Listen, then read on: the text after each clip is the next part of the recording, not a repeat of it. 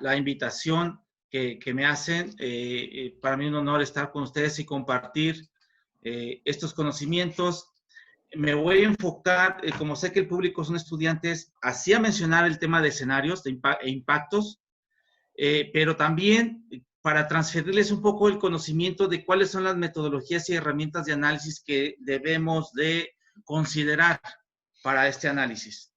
La introducción, bueno, vamos a hablar un poco de la situación de los hogares agropecuarios, que es uno de los sectores que más ha impactado, y ahorita vamos a ver por qué. Hablando que estamos considerando una población casi de 7 millones de unidades agropecuarias, hogares. Por otro lado, los enfoques del análisis utilizando diferentes herramientas, y muy rápido les voy a decir que hemos estado haciendo en Stata, en SPSS, en R, en MATLAB, desde una visión cuantitativa y cualitativa. Llegamos a los mismos resultados. Tengo colegas que son sociólogos y antropólogos, y tenemos a veces discusiones, pero siempre coincidimos en los resultados, aunque desde diferentes enfoques. Vamos a analizar un poco de un ejercicio que hicimos de una metodología de impacto, que es la de Propensity Score Matching, que otra sobre qué es diferencias sin diferencias. También determinamos regresión logística, muy interesante para estos estudios, pronósticos logísticos y series temporales. Y sobre todo, la cereza del pastel, la georreferenciación, que es fundamental. Resultados de algunas investigaciones, retos y oportunidades, escenarios y conclusiones. Bueno, primero quiero comentarles que a nivel nacional, esto es con fecha al 4 de junio, existían al menos 1,554 municipios del país con un infectado y 884 municipios con al menos una muerte. Si ustedes sabrán, se determinaron aproximadamente 324 municipios que le llaman los municipios de la esperanza, y que de alguna manera vamos a ver más adelante cómo estos municipios no han tenido infectados. Sin embargo, los impactos no solamente es para las personas o el tema de salud pública, sino también hay un tema de impactos, digamos, indirectos o externalidades negativas que de alguna manera les impactan. Lo que está con amarillo son los municipios que a esa fecha no estaban infectados, y muchos de ellos se encuentran en zonas marginales. Aquí es importante también señalar que en esa fecha, y mucha gente, esto lo menciono porque mucha gente no lo cree, es como comprar un boleto de lotería. Representaban el 0.072% de infectados, esa es la probabilidad de infectarse por los 126 millones de habitantes que hay en el país, y de muertes representaba el 0.008%. Entonces, estos niveles tan bajos hacían pensar en un principio como que era un tema no real, aunque ahora ya conocemos familiares, amigos de los amigos, y como que la gente está considerando este tema relevante. Por otro lado, los productores agropecuarios también se pueden visualizar como consumidores, o sea, no solamente es el tema productivo, también tienen problemas de salud, son consumidores, son ciudadanos, son votantes, son contribuyentes. Y porque esto a la derecha, si ustedes lo ven, ¿quiénes requieren las políticas públicas agroprioritarias? Los que no están infectados, para fortalecerlos, los que sí están infectados, hablando de territorios, o todos. ¿Dónde están las prioridades? Y finalmente, la pregunta que va a orientar esto es, ¿cuál población tendrá mayor impacto, los efectos y consecuencias con estas externalidades? Finalmente depende del ente. Depende cómo se mire, depende de los análisis que estemos considerando. Creo que por ahí están introduciendo alguna línea, doctor. Bueno, esto es importante también considerar. Sí, vemos dos Méxicos. Por un lado, el aspecto rural. Y cuando vemos el aspecto rural y hablamos de la carencia de acceso a la seguridad social en millones, observamos que, por ejemplo, el sur está de rojo, principalmente Chiapas, Guerrero y Oaxaca, Pacífico Sur. Pero en términos absolutos, no necesariamente se comparan con la población con carencia de seguridad social urbana. En términos absolutos, hay una mayor concentración. Imagínense, por ejemplo, el Estado de México tiene 8,5 millones de personas con carencias de seguridad social. Jalisco tiene 3 millones 260,000 habitantes. O sea, esto inclusive casi es la sumatoria de 2 estados del sur en temas rurales. Entonces, es importante también dimensionar el impacto si hablamos de términos absolutos, porque generalmente, siempre cuando hablamos de problemáticas de carencia, hablamos en términos porcentuales, pero es lo mismo hablar de 5 entre 10 o 50 entre 100, es el mismo porcentaje, en términos absolutos es distinto. Y esto es importante para los que están diseñando políticas públicas, inclusive en los sectores primario, secundario y terciario. Estos 324 municipios de la esperanza que se le han denominado, lo pueden ver ustedes en este mapa. Y la distribución, la mayoría de estos municipios se encuentran en Oaxaca. Coincide que estos municipios en Oaxaca, productores de mezcal, por cierto, quiero hacer la anotación, no tienen problemas de COVID. Muchos de ellos están exentos, pero eso no implica que no tengan la problemática y los efectos e impactos negativos que está afectando, como son el rompimiento de los mercados, el rompimiento de la oferta y la demanda, de las cadenas productivas, de las cadenas de valor, el encarecimiento de precios, los problemas de logística, de transporte, que aumentan los costos de transacción. Sin embargo, estos 324 municipios de La Esperanza aglutinan, concentran aproximadamente 1.2 millones de personas en pobreza y en pobreza extrema 516,000 y con un ingreso inferior a la línea del bienestar 804,000. Quiero hacer aquí una nota al pie. Esta información ha sido generada y la que vieron anteriormente con la encuesta nacional de ingresos y gasto de los hogares, utilizando factor de expansión en Stata y en R. Después ya me voy a meter a los software porque aquí les digo es un collage entre la parte real del impacto, pero también cómo estamos obteniendo esta información, que esto es importante para los nuevos, las nuevas generaciones tengan las herramientas. Por otra parte, esto lo voy a pasar muy rápido. Hay un índice internacional que le llaman el riesgo del COVID, y este índice lo que nos muestra es que en México en general tiene una alta vulnerabilidad socioeconómica. Esto va de un rango del 0 al 10, y entre ellos, hablando de diferentes países de América Latina, sí nos encontramos fuerte. Esto cambia cada mes, va cambiando. Por otro lado, los impactos del COVID también hacen más vulnerables a las zonas marginadas, y sobre todo le pega más a la desigualdad, porque un tema es la desigualdad, la mala distribución del ingreso, y otro tema es la pobreza.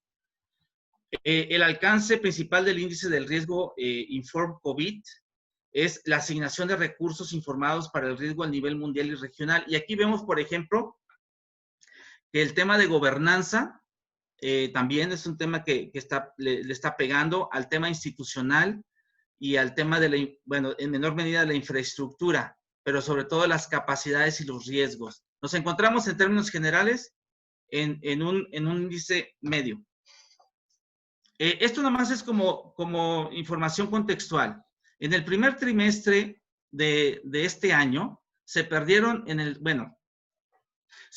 sector agropecuario aproximadamente 400,000, estamos hablando que eran 6.9 millones en el cuarto trimestre del 2019, y en el primer trimestre del 2020 esta cifra se redujo a 6.5 millones. Estamos hablando de 400,000 empleos directos perdidos en el sector agropecuario, que es el que más le ha pegado. Pero si hablamos de empleos informales o indirectos, estamos hablando, yo creo que más de 1 millón de personas, porque hay aproximadamente 800,000 que se encuentran con una inseguridad leve y severa en el país. Entonces, muchos de ellos no tienen empleos, ya se encuentran en este momento en vulnerabilidad. Aquí tenemos el sector secundario y terciario, los cuales no hay gran diferencia en términos totales. ¿Cuál es la situación de los hogares y del impacto en este caso del COVID que ha tenido últimamente? En el país hay aproximadamente 5.9 millones de hogares agropecuarios, jefes de hogares, que si los multiplicamos por los integrantes del hogar, estamos hablando que en el sector agropecuario habitan 24.6 millones de habitantes. Esto es diferente a hablar de hogares y hablar de integrantes. Estos 24 millones solamente 7.6 tienen seguridad alimentaria. E inseguridad alimentaria, 9.7 millones leve, 4.8 millones moderada, imagínense 2.4 millones severa. Es decir, las características para poder acceder a alimentos diarios de alguna manera se reduce ante la pérdida de empleos formales e informales, pero sobre todo también el acceso a la alimentación digna. Por otro lado, de esta cantidad de los 5.9, 1.9 son mujeres y 3.9 millones son hombres. Y finalmente, la carencia por acceso a servicios de salud, imagínense, son 2.7 millones. O sea, si hacemos esas relaciones, hay una buena cantidad de millones de personas en el sector agropecuario con un alto nivel de impacto.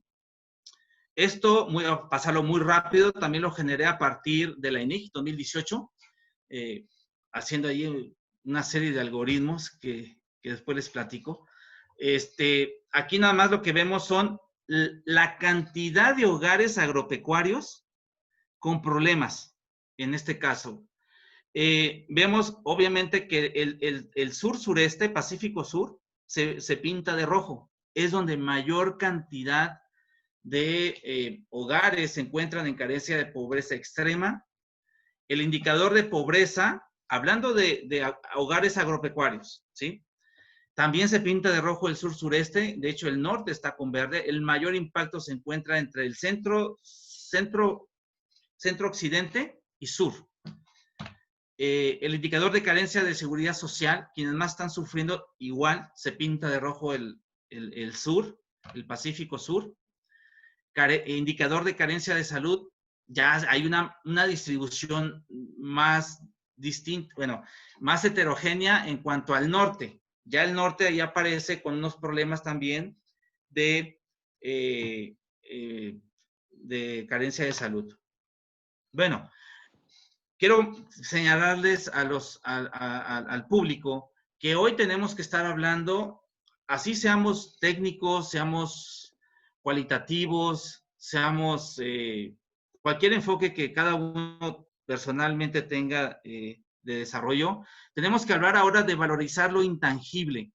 Hoy es momento de que el tema de las comunidades, el desarrollo comunitario, el desarrollo social, desarrollo inclusive de colonia, tenemos que valorizar lo que generalmente vemos, pero no lo vemos inclusive a veces y es intangible. ¿Como cuál? La mexicanidad, los productos criollos, los productos naturales, los productos mexicanos, lo hecho en México. Bueno, siempre estamos valorizando lo tangible. Tenemos que tener una visión sistémica, tenemos que estar hablando de economía social, economía solidaria, desarrollo comunitario, de innovación social, transferencia de conocimiento, soluciones científico-prácticas. ¿Cuántas tesis no se encuentran en las bibliotecas con un alto valor social, pero que no es transferido al conocimiento? Y sobre todo tenemos que hacer evaluación de impacto. Esta fotografía que ustedes ven aquí a la derecha, bueno, de mi derecha, es el mercado de los productores en un lugar de Chiapas. Así venden los productores su producto. Entonces, tenemos que valorizar, que ayudar a esta población, a los mexicanos productores agrícolas, agropecuarios, porque son los que de alguna manera, son muchos millones, pero además con altas carencias y vulnerabilidad. Miren, esto es un ejercicio así rapidito. ¿Cómo podemos medir la evaluación de impacto? Podemos hacerlo, desde un punto de vista cualitativo, ¿sí? Es decir, nos está pegando fuerte porque así lo siento, pero también podemos medirlo desde un enfoque cuantitativo. Este es un análisis de productores de café en el sur de México con la metodología de Propensity Score Matching. Lo que busca aquí esta metodología es determinar, aquí las variables fueron, ¿quiénes son productores de café? Ok.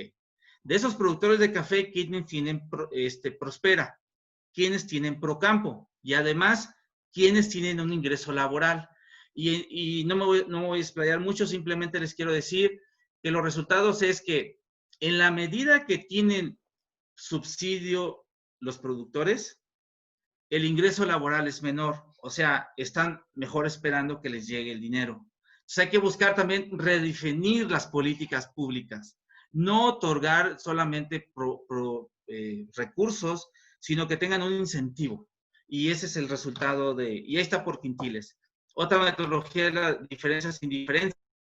Otra metodología para medir los impactos es la regresión lineal. Esta es una regresión lineal también a principios de este mes, donde la variable dependiente, en este caso, son las defunciones. Las defunciones, fíjense, es algo interesante aquí. Esta primera variable son infecciones, infectados. Fíjense, cuando uno no está infectado, no hay ninguna probabilidad de muerte por COVID, ¿cierto? Cuando uno se infecta por COVID, entra a la tómbola de las probabilidades de muerte. Esa tómbola de las probabilidades de muerte, pues depende de la hipertensión, inmunosupresión, del asma, diabetes, etcétera. Y dependiendo de las características que tienen las personas, es el nivel de probabilidad de muertes. Por ejemplo, aquí, esta es una regresión igual logística de coeficientes y ya vemos las características que tiene una persona con ciertos problemas de salud. Entonces aquí el tema de salud y la edad juegan un papel fundamental para entrar a estas altas probabilidades. Otro de los ejercicios para medir el impacto es a través de los márgenes estas son las derivadas de cada una de las relaciones de la información anterior.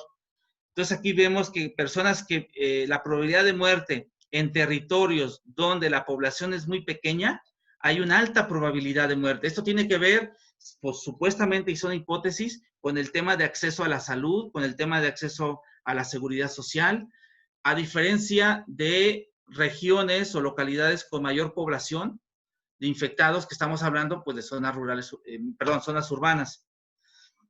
Esto es un modelo no concluyente. Fue también otro estudio para medir el impacto. Entonces, aquí lo que nos está diciendo que aquellas personas que tienen diabetes tienen un 18.4% de probabilidad de morir. Sin embargo, las características de la edad juegan un rol fundamental. A medida que aumentan de 46 años hacia arriba, la probabilidad es de 30, 50, 90, 80, bueno, ya ni se diga más de 96 años, sale una probabilidad del 330%, o sea, casi es casi un hecho de que personas con edad avanzada tengan problemas pues, de fallecimiento por COVID. Acá son las derivadas y también es otra metodología. Bueno, miren, este mapa se los quiero mostrar, por ahí anda un colega que es mezcalero también, y les quiero, ¿esto para qué sirve? Tenemos que mirar de distintas formas de generar las políticas públicas, localizadas, no tratar igual a los desiguales. Las problemáticas son heterogéneas entre los territorios. Este es un ejemplo, por ejemplo, en el país hay 963 territorios con denominación de origen, 400 de esos municipios se encuentran en Aguascalientes, Estado de México y Morelos. Bueno, ese es un tema aparte, pero aquí el tema central es que tenemos que focalizar las propuestas de política pública de forma distinta. Por ejemplo, estos mismos municipios a la fecha del 16 de junio tenían 330, de los 1,007 municipios, 330 tenían ya problemas de infectación de COVID. Entonces, hay que tratar a ellos de una forma distinta, a esos municipios, así como a los 324 de los municipios de La Esperanza. No sé cuánto tiempo me falte, perdón, porque perdí la cuenta y se me acabó acá pero... Estamos a 6 minutos más. Perfecto. Miren, otra de las metodologías para medir el impacto es, por ejemplo, el método de Poisson. Esto lo hice cuando estaba iniciando la problemática del COVID, es decir, así como cuando en la conquista siempre los problemas vienen de fuera y luego se distribuye en la población nacional. Y aquí lo que vemos es qué probabilidad había de una persona que fuera infectado dependiendo del país, de la persona que estaba ingresando. Entonces, pero ya esto es para el día 6 de abril, ya la problemática estaba enfocada más hacia lo interno, es decir, primero fuimos infectados, bueno, hablo en general, ¿verdad? Gracias a Dios estamos bien, pero hablo de la población en general. Fuimos infectados en México por personas que venían fundamentalmente de, si ustedes lo ven ahí, Estados Unidos, España, Francia, y esa era la probabilidad de ser infectados por ese tipo de personas que venían de allá. Pero ya para abril, ya eso era irrelevante, ya las infectaciones ya estaban en el país. Entonces cobró más relevancia a nivel nacional esta problemática. Por otra parte, a ver, permítame, creo que aquí se me... Ahí está. Otra herramienta importante para medir el impacto, aquí lo que hice fue hacer un análisis de series temporales de la metodología de Hall, Winters y de Arima para determinar cuáles son las tendencias de las transferencias. Ustedes saben que las transferencias de nuestros paisanos que se encuentran en Estados Unidos está súper importante. Entonces, al principio sí había un incremento, y aquí inclusive estuve comentando con un colega cuáles eran las hipótesis si estaba perdiendo los empleos en Estados Unidos. Y es que de alguna manera empezaron a desahorrar o a desembolsar nuestros paisanos para sus familiares mexicanos. Pero posteriormente viene una caída, dependiendo del estado también. Viene una caída porque los empleos se están perdiendo. Entonces, aquí lo que quiero mostrar más bien es las herramientas de evaluación de impacto. Estos ya son mapas que he estado generando también, que es lo mismo de lo anterior, de series temporales, pero ya haciendo un análisis de territorios infectados con las remesas y además por analfabetismo en diferentes estados, por rezago social. Y esta es la forma, digamos, en poder establecer los análisis. Aquí también hicimos un análisis sobre el tema de frutales. Esos son todos los municipios, digamos, que de alguna manera siembran hortalizas, no eran frutales, hortalizas, y pues cada uno de ellos hay que tratarlo de manera diferente. Y aquí son los productores, no es tanto al municipio, sino a nivel individual. Tenemos que tratar de manera distinta porque la vulnerabilidad es diferente. Aquí ya después hicimos una estratificación de los municipios con la metodología de componentes principales, sobre todo para hacer clústeres y decir, bueno, estos tienen un problema de componente socioeconómico muy grave, estos tienen un componente, etcétera. También lo hicimos, y otra forma de medir el impacto aquí, por ejemplo, de las finanzas municipales. Esto sí les pega a los gobiernos locales, porque de alguna manera tienen débil su economía, dependen del ramo 033 y de la ley de coordinación fiscal, y su recaudación es muy, muy baja, sobre todo aquellos municipios que no son capitales. Bueno, finalmente, ya para terminar esta presentación, como en este momento tenemos un documento donde no podemos hacer, bueno, hacemos pronósticos, pero solamente con así o las instituciones encargadas de eso pueden publicar. Entonces aquí pongo un ejemplo, es el país de Inventilandia, porque no podemos decir quién es y cuándo. Y esto les quiero decir que es una metodología para medir el impacto muy interesante, que es el análisis de parámetros logísticos de Gompers. Esta metodología de Gompers se puede utilizar a cualquier sector económico, y después de ese sector que hagamos el análisis podemos hacer proyecciones. Por eso le pongo ahí 3050. Espero que para esa fecha se haya terminado la pandemia. Es broma. El país de Inventilandia. Entonces, a través de estas metodologías podemos medir impacto. Entonces, finalmente, ir concretizando, lo que quiero transferirle a los alumnos es el contexto, cómo se encuentra en el sector primario, fundamentalmente, se dieron cuenta, pero sobre todo las metodologías que se pueden y deben de utilizarse. Como conclusiones, tenemos que valorizar lo que tenemos en México, tenemos que medir los impactos, no debemos tratar igual a los desiguales, tenemos que hacer prospección, transparencia de la información también. Bueno, aquí esto era una propuesta de generar un laboratorio, pero no solo agropecuario, un laboratorio inclusive de los sectores económicos del país, y para eso haciendo alianzas, vinculándonos, apoyar a los que diseñan las políticas públicas, a los que están tomando decisiones, porque digamos uno no está en el ámbito político, sino más bien en el ámbito académico, pero desde acá podemos poner un granito de arena y tener la libertad, sobre todo, de hacerlo y de vinculación. Regreso a lo mismo. Y son preguntas que quedan ahí, digamos, es como, ¿quién es más prioritario? ¿Los infectados, los no infectados, todos? Y finalmente, ¿cuál población tendrá mayor impacto en los efectos y consecuencias de las externalidades? Y llego a lo mismo, que depende del ente con que se mide. Pues esto sería todo. Ahí están mis correos si tienen alguna duda en particular, o en este momento, si hay el espacio al final. Y con esto finalizo, doctor. Muchas gracias. Muchas gracias, doctor Ariel Vázquez, por esta muy interesante presentación. Eh, Como podemos ver, la idea de la desigualdad también es muy importante que conozcamos las metodologías para poder entenderla. No podemos hablar tampoco de, digamos, subgrupos homogéneos. Dentro de los subgrupos que encontramos, también hay heterogeneidades que es importante tomarlas en cuenta para poder desarrollar políticas públicas, como es lo que nos acaba de mencionar el doctor Ariel. Y bueno, ya saben, compañeras, compañeros, vayan preparando sus preguntas. Pueden, ya sea en la opción de participantes, levantar la mano o poner sus preguntas en el chat de la reunión. Y al final de las 3 presentaciones daremos opción para que hagan sus preguntas.